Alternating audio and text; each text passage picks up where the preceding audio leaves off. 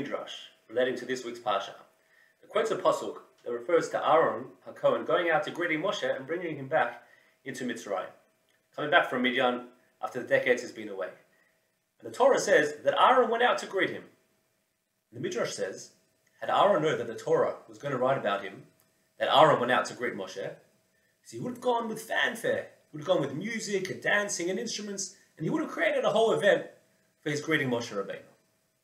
Similarly, the midrash says that had Reuven known that the Torah was going to write about him, that he saved Yosef from the hands of the brothers, so it says in midrash, Reuven would have taken Yosef on his shoulders, carried him on his back, and carried him all the way back to their father, to Yaakov Avinu. The midrash continues. The midrash says that had Boaz known that the Megillah would write about him, that he threw some grain to Ruth to give her some food to eat, so he wouldn't have just given her a few morsels of grain, a little meal, but he would have created a lavish feast for her. He would have given her fatted calves and given her a nice steak and a nice barbecue. And the obvious question is, how can the midrash talk this way about the greats of our people? How can you say that Aaron, that Reuven, and that Boaz were PR hungry, effectively? That they only cared about their reputation? How can you say such a thing? So there's a Gemara in Bava Basra, Daf Yud Zayin, and the Gemara says that there were 4 people that only died because of the sin of the Nachash. One is Binyamin, the son of Yaakov. One is Amram, the father of Moshe. One is Yishai, the father of David HaMelech. And the 4th one is Kiliav, the son of David HaMelech. And it's interesting that the Gemara is inconsistent with how it describes these 4 people.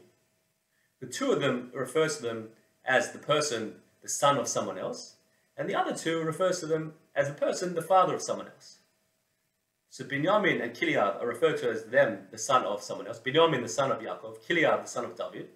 But the other 2, Amram is Amram, the father of Moshe, and Yishai, the father of David. And the question is, why is the Gemara inconsistent? So I heard a beautiful idea in the name of Rav Chalab. He explains as follows.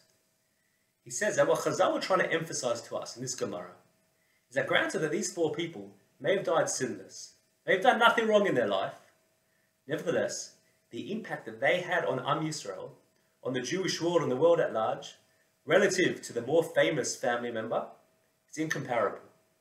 So Binyamin may have done no sins in his life, but Binyamin relative to Yaakov, you can't compare the impact he had relative to the impact that Yaakov had. The impact that Amram had relative to Moshe, incomparable.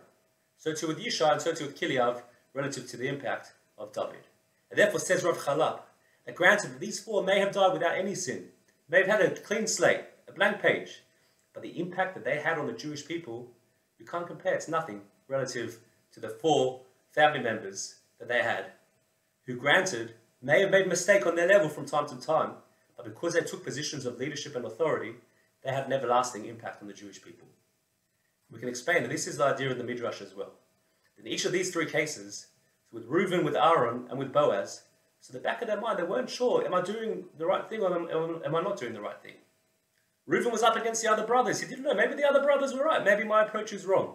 Therefore, the back of his mind, he wasn't sure if his approach was the right approach. Therefore, the Midrash says, had Reuven known that would be written in the Torah what he did, he would have gone full gusto with the full courage of his convictions. So to Aaron, he was in a halachic conundrum. Should I go out to Moshe? But I'm the leader. I'm the manhig in Mitzrayim.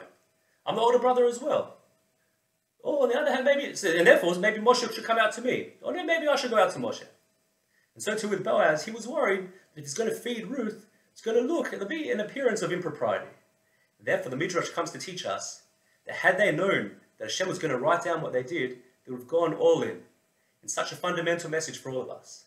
That we're in a position of authority, or any position of power, or any position to make an impact. We can't just sit on the sidelines. Sometimes it's easier to sit on the sidelines. You can get away clean slate without having done anything wrong. But if you want to have an everlasting impact on the Jewish people, you have to be willing to take a position. Because the only thing worse than getting things wrong is not taking a decision at all. Doing nothing is the only thing worse than getting things wrong. And hopefully try and minimize the amount that we get wrong. But to have an everlasting impact, we have to be willing to make a decision. Shabbat Shalom.